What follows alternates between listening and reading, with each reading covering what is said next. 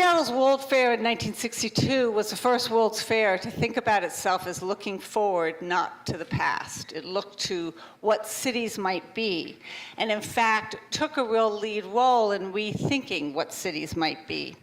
And then the Boeing bust of about 1970, you might think this city, which had just begun to imagine the future, might just sort of curl up and, as they say, turn off the lights. But instead, starting in 1967, we were one of the first cities to implement the Model Cities program, which actually was a federal program in response to urban renewal to make cities more livable. And some of the important projects were things like adding street trees and adding parks throughout the city. And Seattle, in fact, established some of the methods by which other cities would then add those types of infrastructure.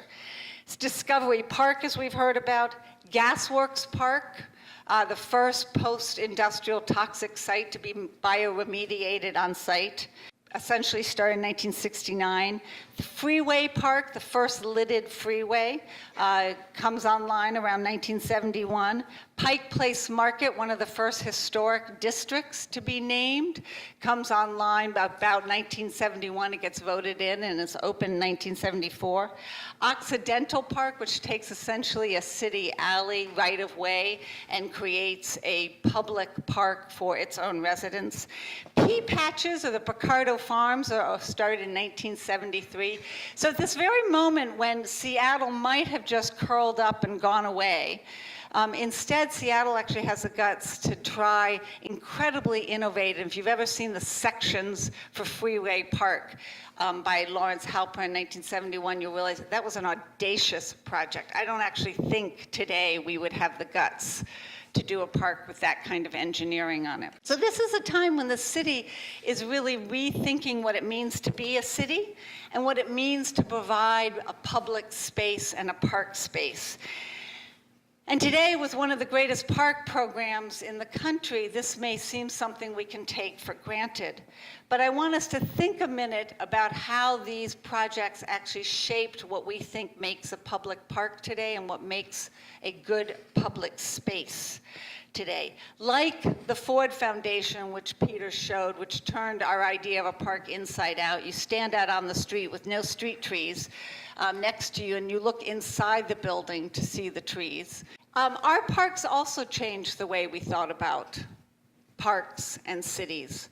And I really do. It's why, if you haven't seen the PBS series, 10 Parks That Changed America, Seattle and New York City are the only two cities to have 2 parks in that, which meant between the 2 cities, they were almost half the parks across the country.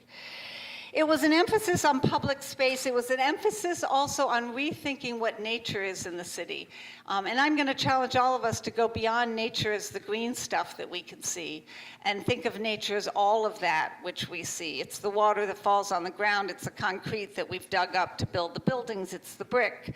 It's the trees, it's the grass, it's the weeds.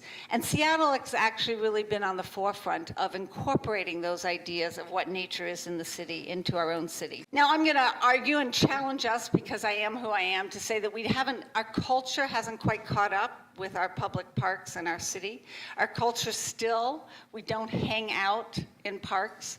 I happened, for a variety of reasons, to be in Paris this weekend and was struck by the Luxembourg Gardens, which at 7 o'clock in the morning was filled with coffee drinkers on their way to work.